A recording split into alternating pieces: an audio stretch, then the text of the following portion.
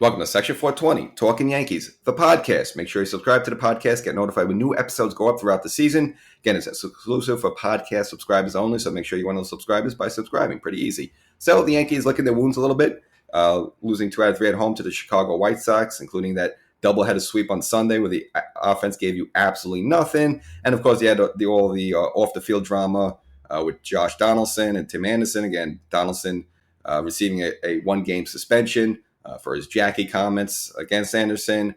And again, I kind of got this a little bit in the last episode. I think things are a little overblown a little bit, but again, in this day and age, you got to have a little more sense that if you're going to joke around with something, anything on a racial tone like that, just keep it in the back pocket. Find something else to get under someone's skin with. Whatever. Call them. I don't know. Make fun of their sneakers or something. But anyway, now Donaldson's going to appeal that, which I don't think he should. But anyway, he's going to appeal, so we'll see what happens. At some point, though, probably going to end up serving the one game, and he might as well just get it over with. And apparently he did address it with the team.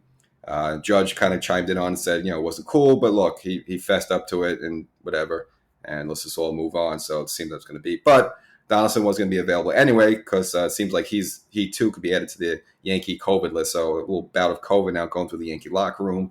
Again, before, Gallo and Higgy had to be removed for a while, and it seems Donaldson also came down with symptoms in the morning, called in, and he too now is going to be away from the team for a bit until he's ready to come back. Probably not like a year ago. We had to wait a whole week, probably like 5 days or something. So he's unavailable. But the Yankees also bitten by the injury bug as well. As mentioned, Chapman complaining of Achilles soreness. It turns out the MRI was clean. Good news, but they decided to put him on the IL anyway just to get him off his feet, get him off the mound there, which I think is probably the good move. And again, it seems Clay Holmes could more than handle the job. So,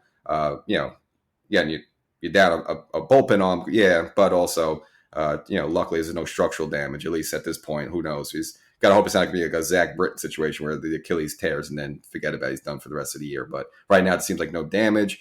And DJ LeMay as well had to sit out the series, complaining of left wrist soreness. Again, no structural damage, but also, had to go down not only in the IL, but just on the bench for a while. But it does seem like his injury was going to be that big. Just maybe to take a few days of not swinging the bat.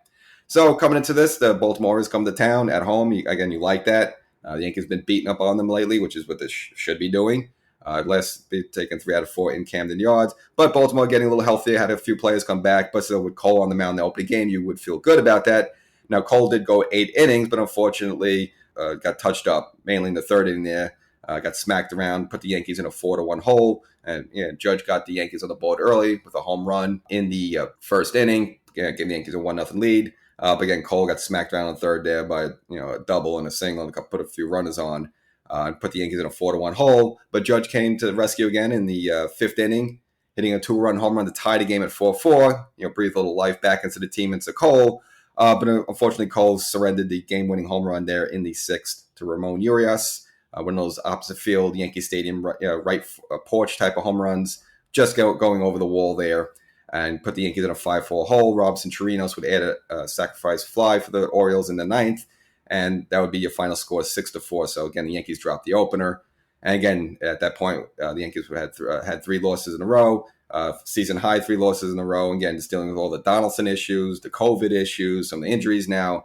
Really a point where the Yankees were going to be tested. And it's like, all right, how are they going to respond to this? And in that second game, probably had one of the more better wins of the season, and just a good way to show, how a team can respond. Now, you had Jordan Montgomery on the mound, where, again, traditionally Yankees don't score many runs. But the Yankees did give them a 3-1 lead early. Unfortunately, the Yankee bullpen wasn't able to hold it, mainly by Michael King, the usual reliable Michael King, giving up a game-tying home run to Austin Hayes that would tie the game 3-3, and again, take a win away from Jordan Montgomery. A poor guy can never get a win. But this game went into extra innings with some ghost runners, and this was probably the exciting part in the 11th inning there. Baltimore did take the lead 6-5, but it was the Yankees with their opportunity with the ghost runners in the bottom of the 11th. Gleyber Torres on second. Miguel Andujar sent a deep fly ball to right field, which was just deep enough to tag and put Gleyber Torres on third base with 1 out. And IKF come to the bat, and again, one of the better Yankee contact hitters who you want in there. Now, he was behind the count 1-2, but served a line drive right up the middle. Torres was able to score, so it tied the game at that point 6-6. And next up was Marwin Gonzalez, again, in the lineup at third base because DJ was out with the left wrist injury. Gonzalez singles, so puts runners at first and second. And then the big hitter of the game, Trevino, who, again, getting a lot of playing time with Higgy out with the COVID protocol. Now, Trevino, in the frame earlier that as a catcher, had a foul ball hit off his left wrist. So you'd figure, maybe his wrist and his hands would be a little weak, but no, smoked the line drive double right past the third base bag. And IKF was able to score easily, and the Yankees come off with a thrilling 7-6 win. Again, probably one of the more satisfying wins of the season, just because at that point the Yankees lost 3 in a row. You have the Donaldson stuff, and you have these injuries, and a couple players out with COVID. And it's just good for the Yankees to get a win like that, a win they could feel good about. Again, the game itself had a few Yankee home runs. Gleyber hit 2 home runs. Rizzo smacked one. But really, again, probably the at-bat of the game, I would say, was in the 11th there with kind of Falefa. Again, behind the count 1-2, but was able to smoke a single up the middle that tied the score at that point. And then Trevino was able to get the game-winning double. So again, Trevino, just making good use of his playing time. And, in the previous game, homered as well. So again, it seems like he's getting going there with the bat a little bit. Again, just taking advantage of just the playing time he's getting. So, which brought the Yankees to the finale.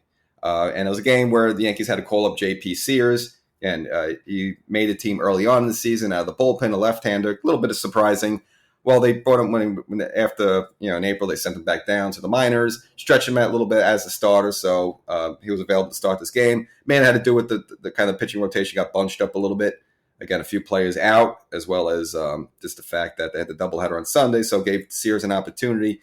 And he was tested early on, runners on first and second due to a bobbled double play ball by Gleyber Torres. And against the Anthony Santander was kind of, beat the Yankees up this season with the home run ball. And you figure it's a situation where Sears would be in trouble, but, stayed calm and cool, got him to chase a high fastball.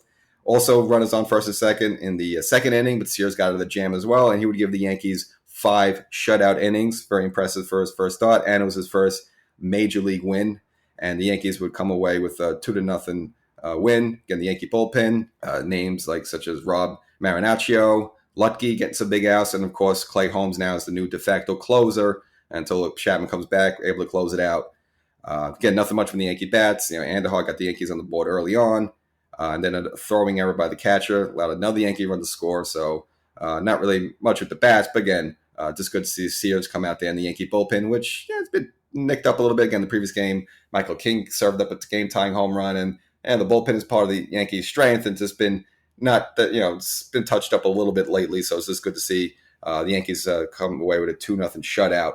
But after the game, some more injury problems for the Yankees. They had to put Loaiska on the 15-day with some inflammation, shoulder inflammation, and kind of figure something's wrong with him because, again, he hasn't been himself lately.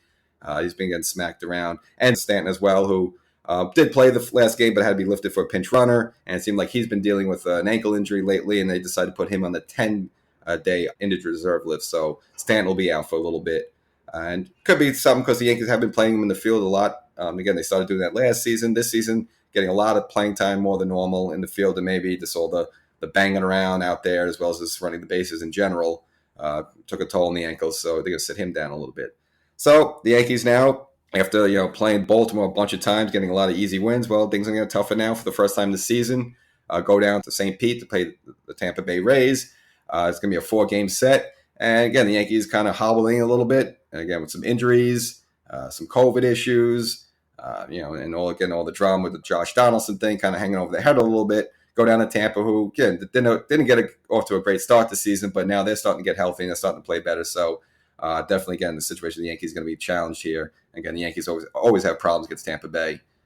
Even though the Yankees, doing better record-wise right now, it's going to be a tough 4 games for the Yankees down there. Again, they're a little short-handed. It seemed like DJ should be available for the 4 games in Tampa. So, again, the Yankees get a little healthier, but again, being a little tested kind of for the first time pretty much this season. So, Section 420, Talkin Yankees. That's a wrap-up. Take 2 out of 3 from Baltimore. And now a good classic AL East showdown against the Tampa Bay Rays. So, we'll see how the Yankees fare down there. So, Section 420, Talkin Yankees. Make sure you subscribe to the podcast. You're going to get notified when new content comes out throughout the season. And let's see how they do in St. Pete's.